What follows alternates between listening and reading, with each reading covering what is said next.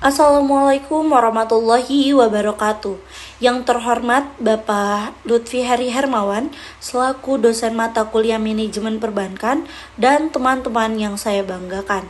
Di sini saya dari kelompok 3 akan mempresentasikan hasil tugas kami mengenai manajemen pemasaran bank syariah yang terdiri atas 3 anggota dengan saya Karisa Afrilia Fazra, yang kedua ada Lailatul Fadila, dan yang ketiga ada Samsul Ma'arif. Baik, langsung saja ke materi yang pertama yang akan saya bahas mengenai A. Pengertian dan konsep pemasaran bank syariah. Definisi pemasaran pada dasarnya merupakan proses cara pembuatan memasarkan sesuatu barang dagangan dan perihal menyebarluaskan ke tengah-tengah masyarakat. Dari hal ini dapat dijabarkan bahwa kegiatan pemasaran merupakan kegiatan yang tidak hanya memasarkan akan suatu barang dagangan saja, namun juga kegiatan tersebut dapat memenuhi keinginan dan kebutuhan masyarakat. Beberapa ahli memberikan beragam definisi tentang pemasaran marketing, antara lain yang pertama Nystrom dalam bukunya Handbook of Marketing bahwa pemasaran meliputi segala aktivitas dunia, usaha dalam bidang benda-benda dan jasa-jasa dari produsen ke konsumen.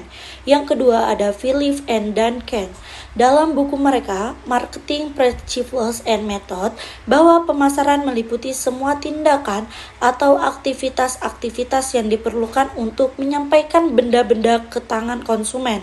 Yang ketiga ada Converse, Hagi and Mitchell dalam buku mereka Element of Marketing berpendapat bahwa pemasaran meliputi tindakan-tindakan membeli dan menjual yang mencakup kegiatan-kegiatan dunia usaha dalam hal menyalurkan benda-benda dan jasa-jasa antara para produsen dan konsumen. Menurut penulis dari uraian di atas, penulis mengusulkan definisi manajemen pemasaran bank syariah adalah usaha bank yang menjalankan kegiatannya berdasarkan prinsip syariah untuk memilih pasar sasaran dan mendapatkan, menjaga, dan menumbuhkan pelanggan atau nasabah dalam masyarakat. Menurut Muhammad, bahwa untuk memahami konsep pemasaran diperlukan mengetahui istilah-istilah yang mendasari pemasaran, yaitu antara lain yang pertama ada kebutuhan, needs, yang kedua ada keinginan, wants, yang ketiga ada permintaan, demands, yang keempat ada produk, yang kelima ada nilai, value, yang keenam ada biaya, costs, yang ketujuh ada kepuasan, satisfaction, yang kedelapan ada pertukaran, exchange, yang kesembilan ada pasar, market. Konsep inti dari pemasaran adalah pertukaran. Pemasaran mencangkup perolehan produk yang diinginkan dari seorang dengan menawarkan sesuatu sebagai gantinya. Menurut Philip and Kevin, ada 5 syarat yang harus dipenuhi agar muncul potensi pertukaran, yaitu sebagai berikut. Yang pertama, sekurang-kurangnya ada 2 pihak. Yang kedua, masing-masing pihak memiliki sesuatu yang mungkin bernilai bagi pihak lain. Yang ketiga, masing-masing pihak mampu berkomunikasi dan menyerahkan sesuatu. Yang keempat, masing-masing pihak bebas untuk menerima atau menolak tawaran pertukaran. Yang kelima, masing-masing yakin bahwa bertransaksi dengan pihak lain merupakan hal yang tepat dan diinginkan. Transaksi adalah perdagangan nilai antara kedua belah pihak atau lebih, dan jika suatu kesepakatan telah dicapai, dapat dikatakan bahwa suatu transaksi telah berlangsung secara sederhana.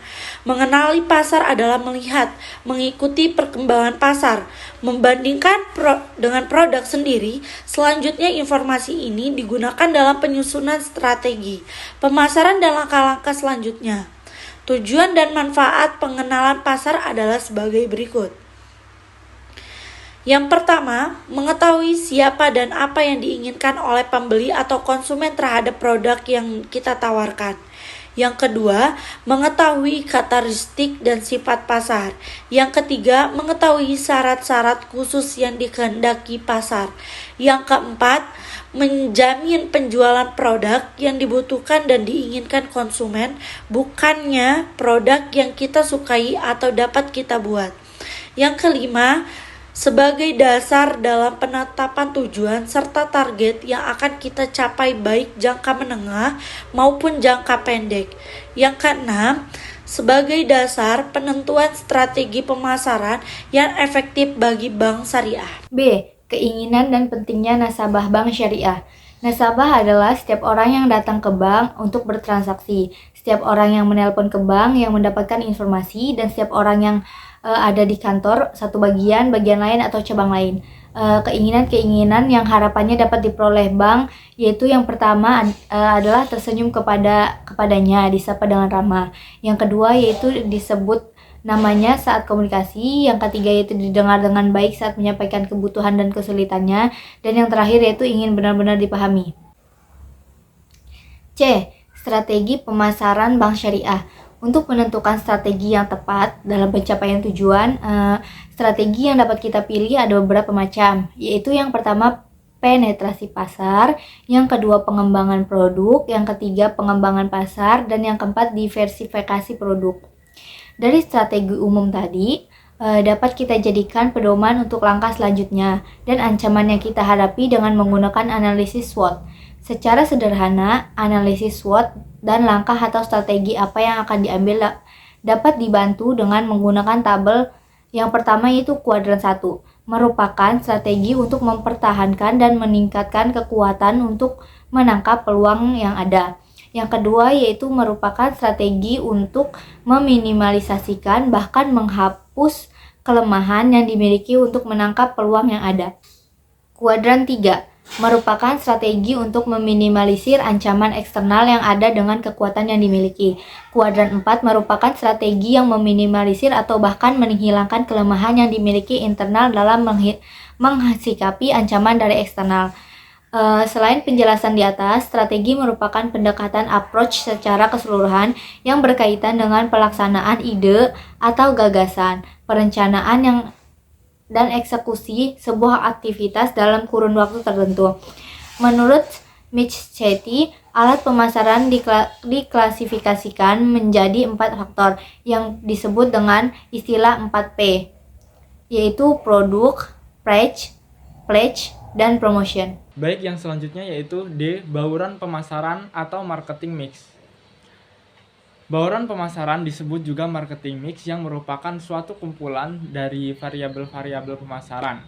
Marketing mix ini bisa digunakan oleh suatu badan usaha untuk mencapai tujuan pemasaran pada pasar yang sasarannya itu tepat. Bauran pemasaran juga dimanfaatkan sebagai alat pemasaran suatu perusahaan untuk mencapai target pasar.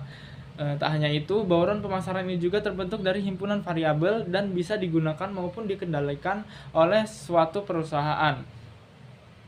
Dengan cara demikian, produk akan menyasar konsumen dengan tepat. Komponen-komponen bauran pemasaran. Yang pertama yaitu ada produk, yang kedua ada price atau harga, yang ketiga ada promotion atau promosi, dan yang keempat ada place atau saluran distribusi. Pengembangan dari 4 komponen bauran pemasaran. Yang pertama yaitu ada promotion and education, atau bisa disebut sebagai suatu aktivitas komunikasi serta perancangan yang intensif. Hal ini dilakukan dengan tujuan untuk menciptakan persepsi konsumen yang dipilih oleh perusahaan atas dasar layanan spesifik yang ditetapkan oleh perusahaan tersebut.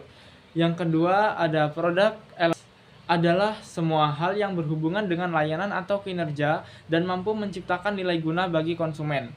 Yang ketiga ada proses, yaitu adalah metode yang dilakukan untuk mengenalkan produk kepada konsumen.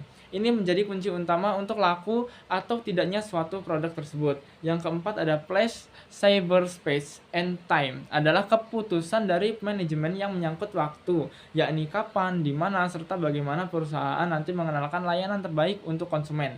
Yang kelima adalah people ini bisa disebut juga sebagai target yang berkecimpung di dalamnya adalah konsumen dan karyawan. Jadi hubungan antara produksi dan produk atau layanan jika itu suatu jasa. Yang keenam ada price and other user outlays. Ini adalah penjelasan tentang pengeluaran dana, kemudian waktu serta usaha konsumen yang dikorbankan ketika membeli suatu produk. Biasanya ini dilakukan dalam marketing sales dengan menawarkan suatu produk yang baru launching. Yang ketujuh ada physical evidence, merupakan perangkat-perangkat yang diperlukan dalam menyajikan secara nyata kualitas produk dan layanan. Yang kedelapan ada productivity and quality, adalah sejauh mana efisiensi masukan-masukan layanan yang nantinya bisa diterapkan pada hasil layanan suatu alat sehingga akan menambah nilai pada pelanggan. Sementara untuk kualitas ini diartikan sebagai layanan yang mampu memuaskan pelanggan serta bisa memenuhi semua keinginan, harapan, dan juga kebutuhan. Faktor-faktor yang mempengaruhi bauran pemasaran. Yang pertama ada jenis pasar produk, yang kedua strategi dorong lawan strategi tarik, yang ketiga kesiapan tahap pembeli. Untuk yang selanjutnya yaitu lingkungan pemasaran bank syariah. Aktivitas-aktivitas pemasaran bank syariah sangat dipengaruhi oleh faktor-faktor lingkungan yang berada di bank syariah dan nasabah, yaitu faktor-faktor internal dan eksternal. Untuk faktor-faktor internalnya sendiri antaranya adalah yang pertama ada produk-produk, yang kedua ada organisasi, yang ketiga ada penjualan secara pribadi, yang keempat reklame, yang kelima distribusi fisik, yang keenam saluran-saluran pemasaran, dan yang ketujuh adalah harga-harga. Untuk faktor-faktor eksternalnya sendiri yaitu ada yang pertama ilmu dan teknologi, yang kedua persaingan, yang ketiga kekuatan-kekuatan ekonomi, yang keempat kekuatan-kekuatan sosiologis, yang kelima kekuatan-kekuatan psikologis, yang keenam faktor-faktor politis dan yuridis, dan yang terakhir yaitu pengaruh kebudayaan.